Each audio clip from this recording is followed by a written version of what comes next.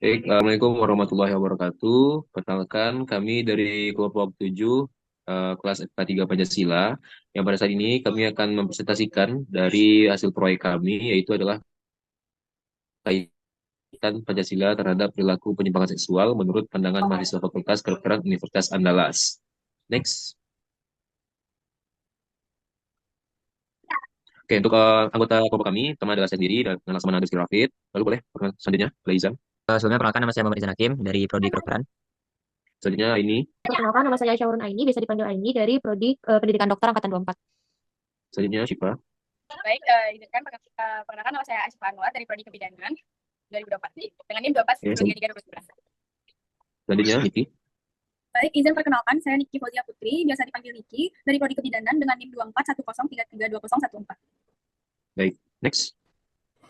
Oke, untuk isi dari topik kami yang akan kami presentasikan itu adalah latar belakang, pemilihan topik dan lokasi proyek, lokasi pelaksanaan, metode pelaksanaan, hasil pelaksanaan, dan lampiran foto wawancara akan kami tampilkan nanti. Oke, untuk kita masuk ke terlebih dahulu pada poin pertama adalah latar belakang yang akan dijelaskan atau dipresentasikan oleh Izan. Pada Izan, silakan. Baik, terima kasih Rafid. Saya ingin menjelaskan terkait latar belakang dari proyek penelitian kami. Pertama itu, di mana kita ketahui Pancasila merupakan dasar negara kita dan menjadi sebagai sumber sistem filsafat dan memiliki peran penting dalam membentuk karakter dari masyarakat Indonesia itu sendiri. Nilai-nilai dalam Pancasila itu mencakup seperti ketuhanan, kemanusiaan, persatuan, kerakyatan, dan juga keadilan yang terkandung dalam sila-sila di dalam Pancasila. Namun, seperti yang kita ketahui sekarang, banyak nilai-nilai tersebut belum sepenuhnya diimplementasikan atau dilaksanakan dalam kehidupan sehari-hari masyarakat Indonesia ini. Banyak sekali penyimpangan-penyimpangan dari sila-sila Pancasila ini yang telah terjadi dan marak di Indonesia ini. Salah satunya itu adalah perilaku penyimpangan seksual. Menurut data dari eh, menurut data dari Menurut data dari Raharjo 2018, sebanyak dari 14.446 orang merupakan pelaku LGBT di daerah Sumatera Barat. Dengan angka yang mencapai 15.000 tersebut, menjadikan sumber ini sebagai salah satu dari penyumbang kasus LGBT terbanyak di Indonesia. Terus juga ada dari data dari rumah sakit di Padang, ada sekitar 308 kasus HIV atau AIDS ditemukan sepanjang 2024, yang dimana menurut direkturnya, orang yang terkena kasus HIV ini merupakan seseorang yang melakukan perilaku penyimpangan seksual. Nah, dikarenakan maraknya penyimpangan-penyimpangan ini di Sumatera Barat, khususnya di Kota Padang, kami melakukan penelitian ini untuk mengkaji bagaimana mahasiswa FK UNAN yang merupakan salah satu masyarakat di Kota Padang, memandang hubungan Pancasila ini dengan penyimpangan seksual. Mungkin sekian. Baik, boleh next. Oke, Baik, selanjutnya kita saya lokasi akan, pelaksanaan. Oke, akan dijelaskan saya oleh akan, Syifa. Syifa, silakan. saya akan menjelaskan eh, lokasi wawancara dan proyek ini, yaitu kita laksanakan di Fakultas Kedokteran Universitas, baik secara luring maupun daring, yang disesuaikan dengan kondisi narasumbernya. Pelaksanaan ini berlangsung kurang lebih 1 bulan, yaitu 5 Mei sampai 2 Juni 2025. Nah, untuk alasan pemilihan topik dan lokasi proyek ini, yaitu topik ini dipilih karena penyimpangan seksual ini sudah sangat marak terjadi bahkan di lingkungan terdidik seperti sekolah dan kampus-kampus. Di tengah perkembangan teknologi dan globalisasi ini, di batas-batasan nilai moral dan nilai-nilai Pancasila itu sudah mulai pudar. Sehingga kami merasa penting untuk meneliti sejauh mana mahasiswa FK ini dalam memahami dan menyikapi dan mengintegrasikan nilai-nilai Pancasila dan isu-isu moral seperti penyimpangan seksual. Mahasiswa Fakultas Kedokteran ini dipandang sebagai calon profesional yang akan berhubungan langsung dengan masyarakat dan dijadikan panutan dan juga akan memegang teguh nilai-nilai moral serta etika. Sekian, terima kasih. Baik, selanjutnya kita lanjutkan ke studi pustaka yang akan dijelaskan oleh Syifa. Pada Syifa, silakan. Baik, terima kasih Rafid. Saya ingin menjelaskan mengenai tujuan pusakanya. Jadi yang pertama itu kita menjelaskan mengenai apa itu penyimpangan seksual. Nah, jadi penyimpangan seksual ini di mana seseorang tersebut memiliki kecenderungan untuk melakukan seksual yang tidak wajar. Nah, seperti yang dijelaskan oleh Kartini Kartono, yang di mana penyimpangan seksual ini merupakan perilaku-perilaku seksual atau fantasi seksual yang diarahkan pada pencapaian orgasme yang tidak wajar. Nah, selanjutnya itu ada penyebab penyimpangan seksual ini sendiri. Nah, jadi penyebab penyimpangan seksual ini sendiri yaitu yang pertama mungkin karena kecenderungan seseorang tersebut melakukan seks yang tidak wajar. Nah, penyebab lainnya itu bisa jadi dari perkembangan teknologi sekarang. Misalnya dari sosmed kita. Contohnya kayak ketika kita melihat hal-hal yang tidak wajar, seperti kita sering melihat orang yang LGBT di sosmed, mungkin kita akan cenderung terpengaruh oleh LGBT tersebut. Nah, lalu kita masuk kepada jenis-jenis penyimpangan seksual. Pertama ada homoseksual, yang dimana homoseksual ini merupakan kita melakukan seks itu dengan yang sejenis, seperti pria dengan pria, lalu wanita dengan wanita. Lalu ada bestiality, di mana seseorang ini merasakan seksualnya itu dengan hewan, di mana orang tersebut akan mengalami orgasme dengan hewan. Lalu ada sadisme, di mana seseorang itu akan dengan fantasi seksualnya ketika ia menyiksa seseorang yang berhubungan seksual dengan dia. Lalu ada masokisme. Masokisme ini kebalikan dari sadisme, yang dimana seseorang ini melakukan seksual itu dengan cara menyiksa dirinya sendiri.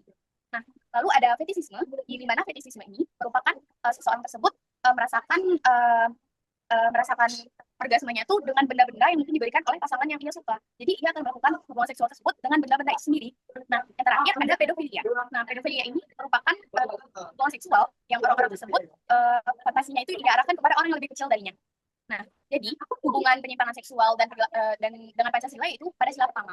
Sila pertama sendiri itu merupakan ketuhanan yang Maha Esa.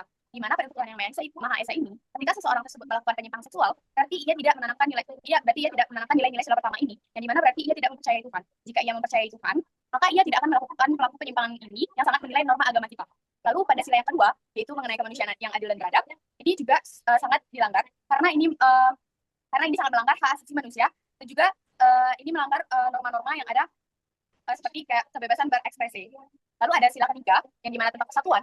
Nah, jadi LGBT ini atau perilaku penyimpangan seksual ini bisa merusak persatuan kita karena kan banyaknya orang yang tidak setuju dengan perilaku penyimpangan seksual ini, sehingga itu akan menyebabkan perpecahan. Lalu pada sila keempat ini rata-rata semua masyarakat itu menyelesaikan masalah ini dengan musyawarah dan mufakat agar semua pro kontra itu bisa terselesaikan dengan baik. Yang terakhir itu pada sila kelima, keadilan sosial, yang dimana pada sila kelima ini, ketika seseorang tersebut melakukan penyimpangan seksual, dia cenderung mendapatkan perlakuan yang tidak adil, sehingga masyarakat tersebut lebih cenderung tidak mengaplikasikan sila kelima ini, sehingga ia tuh tidak berbuat tidak adil kepada perilaku penyimpangan seksual. Mungkin sekian penjelasan dari saya. Terima kasih. Jadi akan saya lanjutkan dari poin-poin yang akan lakukan itu adalah bagian materi pelaksanaan. Di mana materi pelaksanaan yang akan dengan saya sendiri akan menjelaskan. Materi pelaksanaan yang kami gunakan itu adalah materi kualitatif deskriptif, yang mana tujuannya itu adalah agar kami dapat memahami atau dapat mengetahui bagaimana pemahaman dari mahasiswa FK UNAN itu terkait dari definisi, lalu terkait bagaimana hubungannya dengan Pancasila, lalu apa saja faktor yang dapat menyebabkan fenomena penyimpangan seksual, dan juga mungkin cara pencegahan dari fenomena ini. Nah, untuk teknik pengumpulan data ini sendiri, yang pertama kami melakukan adalah wawancara semi terstruktur.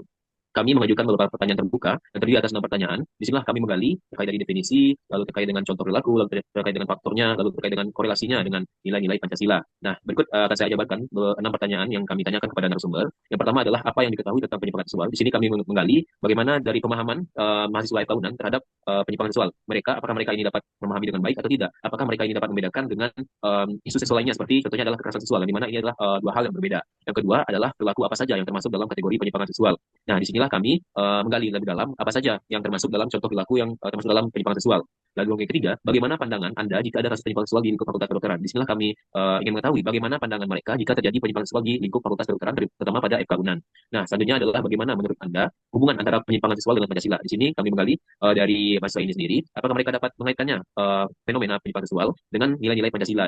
Lalu selanjutnya itu adalah menurut Anda apa saja yang dapat menyebabkan penyimpangan seksual. Di sini kami ingin mengetahui dari mahasiswa apakah mereka dapat tahu apa saja faktor-faktor yang dapat menyebabkan dari fenomena penyimpangan seksual ini, sehingga nantinya mereka dapat mengaitkannya dengan terkait dengan bagaimana pencegahan dari fenomena ini. Oke, yang keenam atau yang terakhir itu adalah sebagai mahasiswa FK UNAN, bagaimana Anda melihat peran pendidikan dan nilai-nilai Pancasila dalam mencegah perilaku penyimpangan seksual dalam lingkungan kampus. Disinilah kami menggali lebih dalam lagi terkait bagaimana dari pencegahan penyimpangan seksual ini, namun ini juga dibantu dengan pengaitan dengan nilai-nilai Pancasila. Oke, untuk yang kedua adalah kami menggunakan studi pustaka yang telah dijelaskan oleh Syifa tadi, di mana kami mencari informasi lebih dalam atau tambahan yang berasal dari buku, jurnal atau artikel ilmiah dan sebagainya yang tentunya yang relevan dengan topik kami adalah penyimpangan seksual. Yang di sini fungsinya itu adalah sebagai landasan teori dari penelitian kami dan juga untuk pembanding dari hasil-hasil wawancara yang telah kami dapatkan. Lalu selanjutnya, setelah kami wawancara, kami dokumentasikan baik itu beberapa dari foto ataupun video dari pelaksanaan itu. Lalu selanjutnya kami mencatat apa saja yang telah dikatakan oleh narasumber terkait dengan pertanyaan-pertanyaan tadi. Selanjutnya adalah teknik analisis data. Bagaimana kami menganalisis data ini? Yang pertama, kami itu adalah informasi-informasi yang telah didapatkan dari narasumber akan kami seleksi apakah hal-hal yang telah dikatakannya itu relevan dengan topik kami adalah penyimpangan seksual. Kalau tidak, kami akan mengeliminasi atau menghapus dari katanya, sehingga yang tersisa hanyalah yang relevan saja. Selanjutnya, setelah kami seleksi, akan kami buatkan dalam bentuk naratif, sehingga nantinya fungsinya ini adalah agar memudahkan kami dalam proses menganalisisnya. Selanjutnya, setelah kami analisis, lalu kami menarik kesimpulan dari teks naratif tadi. Nah, setelah mendapat kesimpulan, akan kami pindahkan ke laporan akhir sebagai tujuan akhir dari penelitian kami ini sendiri. Oke, mungkin sekian dari metode pelaksanaan yang kami lakukan. Selanjutnya dari hasilnya akan dijelaskan oleh Aini. Pada Aini, silakan. Baik, izin semuanya, izin menjelaskan mengenai hasil pelaksanaan dari wawancara yang telah kami lakukan. Nah, untuk hasil pelaksanaan yang pertama dari wawancara itu ada soal yang menanyakan bagaimana pemahaman mahasiswa terhadap penyimpangan seksual. Nah, dari 8 orang yang kami wawancarai, itu sebagian besar mahasiswa memahami penyimpangan seksual itu sebagai perilaku seksual yang menyimpang dari yang seharusnya. Itu menyimpang dari norma sosial, norma agama, hukum yang berlaku di masyarakat. Nah, mereka para responden atau narasumber tidak hanya mengartikan itu sebagai penyimpangan, tapi juga menunjukkan bahwa menunjukkan pemahaman yang menyeluruh terkait moral, etika, dan sosial dan dari tindakan tersebut. Nah, selanjutnya untuk pertanyaan nomor 2 itu apa saja contoh-contoh dari penyimpangan seksual? Narasumber memberikan berbagai contoh dari bentuk penyimpangan seksual. Itu contohnya seperti fetishisme, nekrofilia, pedofilia, terus ada salah satu responden yang mengatakan bahwa LGBT bukan termasuk ke dalam penyimpangan seksual, tapi itu masih menjadi bahan bahan perbincangan di antara para ahli mengenai LGBT untuk contoh dari penyimpangan seksual. Lalu yang ketiga, pandangan mahasiswa terhadap penyimpangan seksual di lingkungan Fakultas Kedokteran. Nah, mahasiswa yang kami wawancarai itu menilai bahwa perilaku penyimpangan seksual itu jika terjadi di lingkungan Fakultas Kedokteran atau khususnya di lingkungan medis, lingkungan kesehatan, itu sudah sangat berbahaya dan tidak bisa ditoleransi karena seharusnya sebagai tenaga medis, sebagai orang-orang yang akan membantu masyarakat itu tidak seharusnya melakukan hal-hal yang menyimpang dari seharusnya. Dan juga di ilmu medis itu dikatakan bahwa penyimpangan seksual itu merupakan suatu penyakit. Lalu untuk yang keempat, kaitan antara penyimpangan seksual dan nilai-nilai Pancasila. Nah, dari narasumber yang kami wawancarai itu mengatakan bahwa penyimpangan seksual ini benar-benar menyimpang dari semua nilai-nilai Pancasila yang ada. Nah, jadi dari sila pertama, ketuhanan yang Maha Esa, penyimpangan seksual jelas menyimpang dari nilai-nilai agama, yang mana setiap agama pun melarang mengenai dari penyimpangan seksual. Nah, lalu untuk sila kedua, tindakan penyimpangan seksual itu dapat merusak martabat orang lain, terutama korban. Lalu untuk sila ketiga, eh, para para narasumber itu percaya bahwa karena adanya perbedaan pendapat, adanya konflik sosial antara orang yang pro dengan penyimpangan seksual dengan yang tidak, itu tentu akan membuat perpecahan di antara bangsa di Indonesia. Nah, maka dari itu penyimpangan seksual juga akan menyimpang dari si persatuan Indonesia ini. Lalu untuk sila keempat, responden itu memberikan pernyataan bahwa jika orang-orang yang menyadari akan keganjilan yang ada pada fenomena penyimpangan seksual, mereka dapat memberikan pendapat serta solusi kepada orang lain. Nah, di sini bisa memberikan solusi terhadap orang-orang yang menjadi pelaku penyimpangan seksual. Lalu untuk sila kelima, keadaan sosial bagi seluruh rakyat Indonesia, seperti yang tertuliskan keadilan bagi seluruh rakyat Indonesia. Nah, sementara penyimpangan seksual itu akan memberikan suatu ketidakadilan bagi korban dan juga untuk pelaku yang dia sudah yang mana disebutkan dia terkena suatu penyakit, tapi dia nanti akan mendapat hukuman sosial gitu. Nah, lalu untuk soal kelima, faktor-faktor penyebab penyimpangan seksual itu para narasumber memberikan jawaban. Yang pertama itu ada keluarga disfungsional. Nah, yang mana keluarga itu keluarga tidak memberikan fungsi yang seharusnya kepada pelaku yang menyebabkan pelaku akan melakukan tindakan penyimpangan seksual. Lalu ada trauma masa kecil. Nah, yang mana dengan adanya trauma masa kecil itu menyebabkan pelaku akan melakukan kekerasan dan pelecehan seksual yang tidak mendapat penanganan. Lalu minimnya pendidikan seksual formal. Dengan minimnya pendidikan yang didapat oleh pelaku itu akan menyebabkan pelaku tidak mengerti apa yang benar dan yang salah mengenai pendidikan seksual formal. Lalu adanya pengaruh media dan pergaulan bebas. Dan terakhir, upaya pencegahan melalui nilai-nilai Pancasila. Nah, seperti yang kita tahu, nilai Pancasila itu sebagai pedoman hidup untuk bangsa Indonesia. Nah, dengan adanya penghayatan terhadap nilai moral dan religius, itu akan mendorong pengendalian diri dari dalam individu di bangsa Indonesia. Lalu dengan penguatan pendidikan karakter dan etika, bisa didapatkan melalui mata kuliah dan juga dalam kegiatan organisasi ataupun kehidupan kampus. Nah, yang terakhir itu dengan peningkatan empati dan solidaritas agar mahasiswa lebih peka terhadap isu-isu penyimpangan seksual di sekitarnya. Baik, mungkin sekian yang dapat saya sampaikan. Saya kembalikan kepada moderator. Baik, bisa dihentikan share screen-nya terlebih dahulu biar semua kamera terlihat. Oke, baik. Selesai penjelasan dari ini, dari hasil pelaksanaan proyek kami, maka berakhir pula presentasi dari kami. Sekian dari kami. Mohon maaf jika ada kekurangan atau kesalahan dalam pengucapan kata. Wabillahi taufiq wal hidayah. Assalamualaikum warahmatullahi wabarakatuh.